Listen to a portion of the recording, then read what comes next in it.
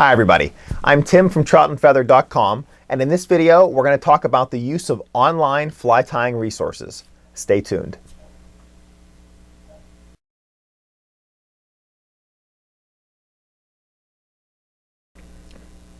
People have different routines in the morning. Some wake up and read the newspaper or go online for the news. Others watch SportsCenter. Me, on days that I'm not going fishing, I wake up, make a cup of coffee, and then head over to my laptop to look at different fly tying and fly fishing websites. This video is going to focus on that fly tying perspective and using those websites as a resource. Now I've set a few goals, with one of them being to talk about the differences that I've noticed between various fly tying websites. Also, I want to introduce you to a few sites that I use on a regular basis and explain why. And then finally, I want to hear about the websites that you're turning to, those that you have bookmarked, and what makes them so important and so critical that you return to them pretty much every day. So, let's get started.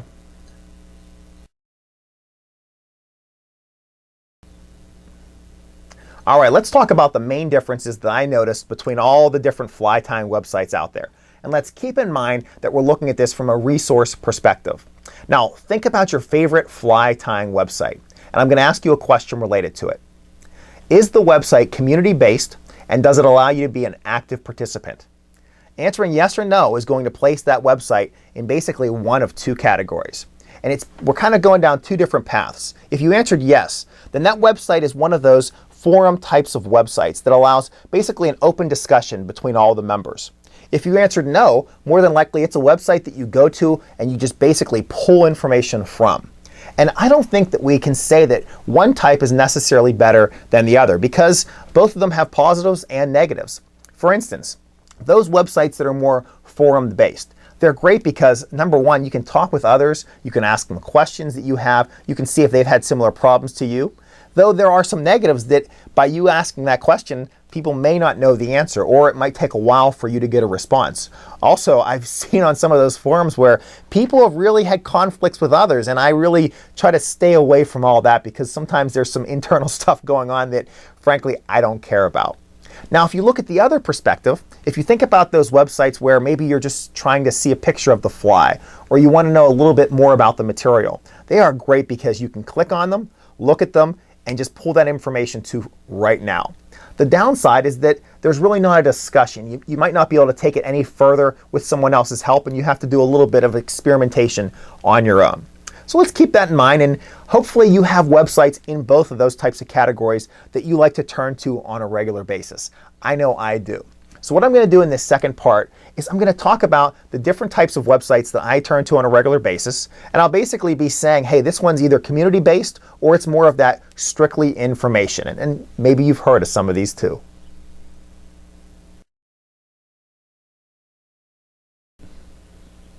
Before I share these websites, I want to mention that I placed all of their URLs in the description of this video in case you want to visit them, which I encourage you to do after I'm finished explaining all of them.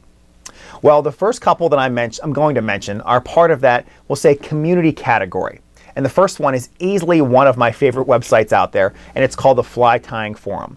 Let me explain how it works. Within the website, there are all these different forums, basically categories of fly tying of any topic you can think of. Within those forums, people are having these ongoing discussions related to various topics within that topic, basically subtopics. And it is crazy how in-depth people can get within that forum.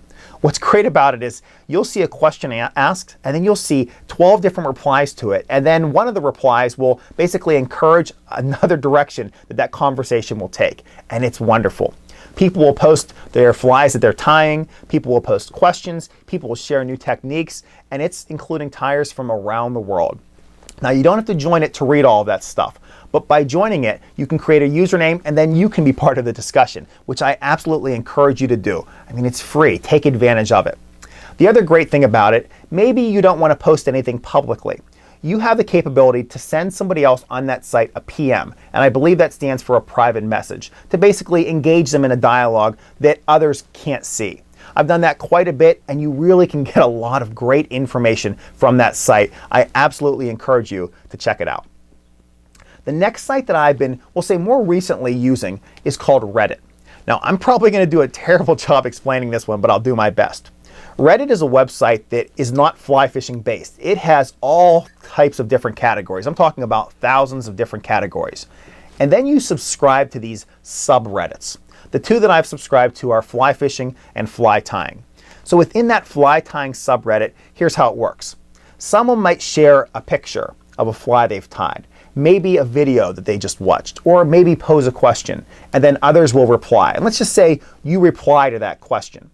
What will then happen? Whenever there's a reply to your reply, you'll get a notification in your inbox, and it will take you immediately to that discussion so you can see basically what they said and anyone else who's chimed in.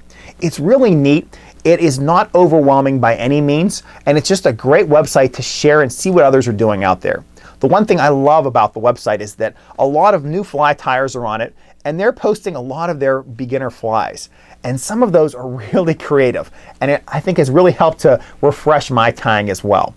It's a little bit complicated to learn at first, but once you do, it's really easy to learn and really easy to understand, I should say. So I definitely recommend to check that one out. Now, the third website I'm going to talk about is one that you are absolutely familiar with, and that's YouTube. Now, YouTube is more community-based, though I kind of use it more informationally, except I guess in my channel's perspective, because I've subscribed to a number of fly tyers and some fly shops on YouTube, and I typically watch the videos, and I don't say necessarily a lot to those people publicly, at least, and I'll send them private messages through YouTube. But YouTube is just an incredible website. Aside from the fact that I use it on a regular basis to host all of my videos, there is so much out there in the world of fly tying. There are so many great tyers out there that are sharing these videos. And for those of you who've been involved in fly tying for as long as me, 25 years ago, we had to pay $20 or $30 to watch 3 or 4 videos from a fly tyer who now posts them publicly free. It's just an incredible resource. It has really just changed the world of fly tying for so many out there, and it's easily one of my go-tos. I probably don't use it as much from that community perspective aside from my own channel, but the capabilities are out there, and all those who comment on my videos, it is just wonderful to be a part of that community. Now let me kind of shift gears a little bit and talk about 2 sites that I use on a regular basis that aren't really community-based. I just go to them and I look at them really from a fly perspective, not materials or techniques necessarily, though I pick some up, but I just love these 2 websites because I'm always just looking at different flies and finding ways to modify them a bit to meet my own needs.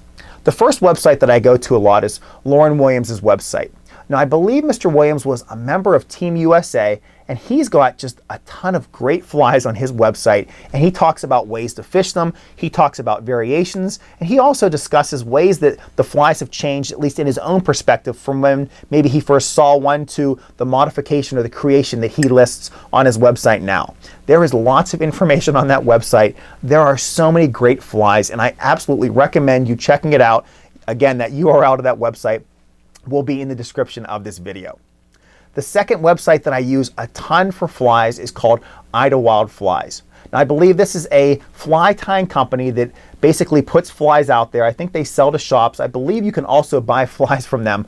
But what's awesome about their flies is that these are like the cutting edge flies in the fly tying world right now. They are flies that are being used by guides. They are flies that are being used on a regular basis that work. I've used a bunch of their flies so far. I've tied so many of them. I think I've shared a few on my videos as well.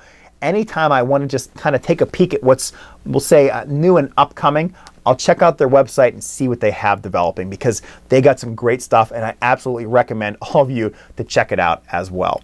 So those are 5 of the websites that I use on a regular basis. Now, you may have heard of a few of those, at least YouTube, you better have heard of that one. And now it's going to come to the point where I'm going to ask all of you, and I want to hear from you about your favorite website that's out there. And hopefully it wasn't one of those 5 that I listed. So think about your favorite fly tying website. Is it community-based? Do you participate in it? And why do you turn to it on a regular basis? So I'd love to hear from you in the comments section below, or if you prefer, you can send me an email at tcammisa@gmail.com. And I'm really interested to see what other websites are out there, because if you do a Google search for fly tying, there are thousands of websites that come up, and there's no way any of us can know about all of them. But I'd love to hear from you to find out which ones you're using and why they're just such a great website to bookmark. Well, with all of that said, speaking of a fly tying resource, If you'd like to watch more of these fly tying videos, including some related to fly fishing, please check out my website, which is troutandfeather.com. I also have a Facebook page, and if you like that and be a part of that community, you'll receive some regular fly fishing and fly tying updates. Well, with all of that said, thank you so much for watching this video related to the world of fly tying and all the resources out there, and I look forward to hearing back from you related to yours. Thanks, guys.